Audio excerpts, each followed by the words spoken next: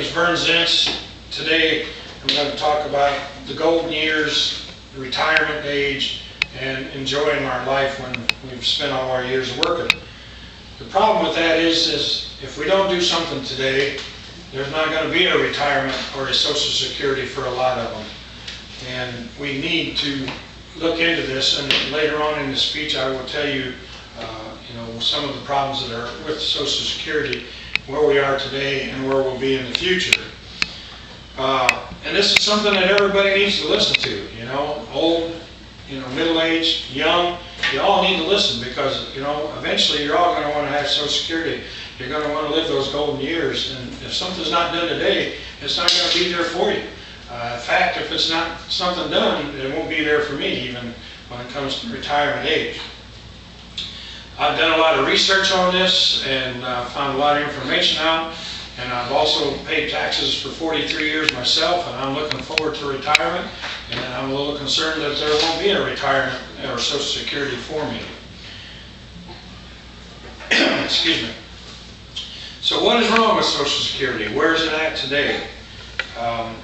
According to Michael Tanner of the Cato Institute, Social Security is a financially unstable institution or program right now. Tanner also says that by the year 2013, that everyone that pays taxes will not match what it's going to take to pay back Social Security benefits. So we're going to be at a break-even point in the year 2013.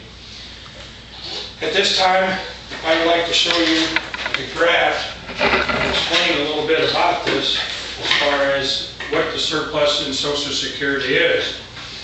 If you can see the graph here, and then you have 16 down through here. This are the taxpayers, and down here are the years that we had. In 1950, we had, for every person that was collecting benefits from Social Security, there were 16 people paying in. So if you look at this, you can tell that that's a pretty good surplus. And at that time, we had a real big surplus.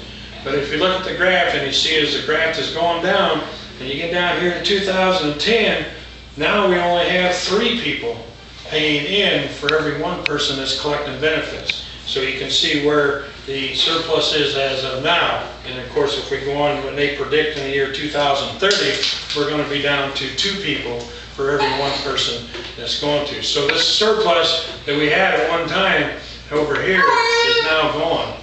And that's why there's a big concern, and that's why we need to look into what happened to this surplus and what are we going to do about it.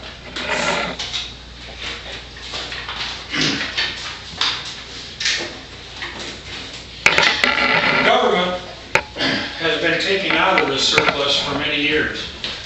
They've been using it to finance a lot of different programs and different things, selling bonds or whatever. And they keep saying that there's not a problem, they'll pay it all back. But the problem is how they propose to pay it back.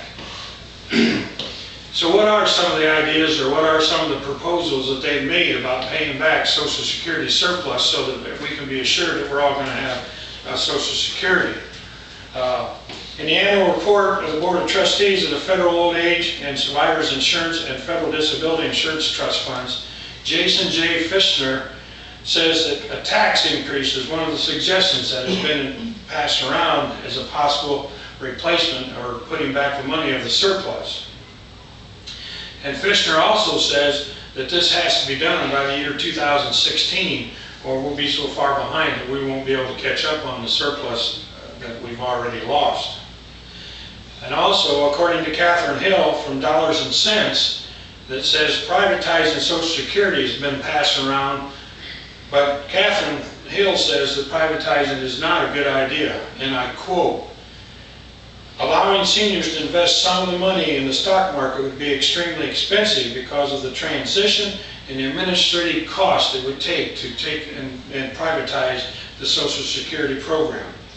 Not only that, it's a risky deal because of the fact that in the stock market is very volatile, and we all know that it's not predictable. And so you can end up losing money instead of making money and having a surplus when it comes time for Social Security. Also, in AARP's CEO, A. Barry Rand, says that Social Security, the people that have paid the money in all these years should not be penalized and have to pay this back by a tax increase or whatever. And he says, you know, the government needs to come up with an idea and a plan that's going to replace the money the same way that they took the money out. What can we do to keep Social Security safe for the future? Well, I'm personally not sure exactly what we can do or how we can provide for the future, but I do know that a tax increase is not fair. It's not a good idea. I've already paid in all my Social Security taxes.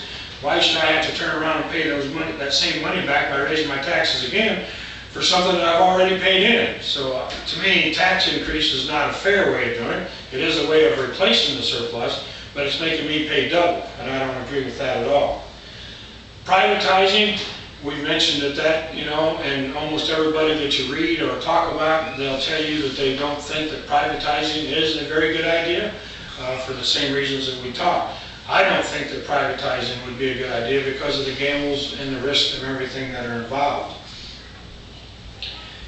I think what needs to be done is that the government needs to step back and they need to say, okay, you know, we took this money, we paid bonds with it, we've done all kinds of stuff, you know, whatever they did or however they spent all of our surplus, they need to find a way to put that money back so that it doesn't come out of the taxpayers' money and get that surplus back to the people that deserve it.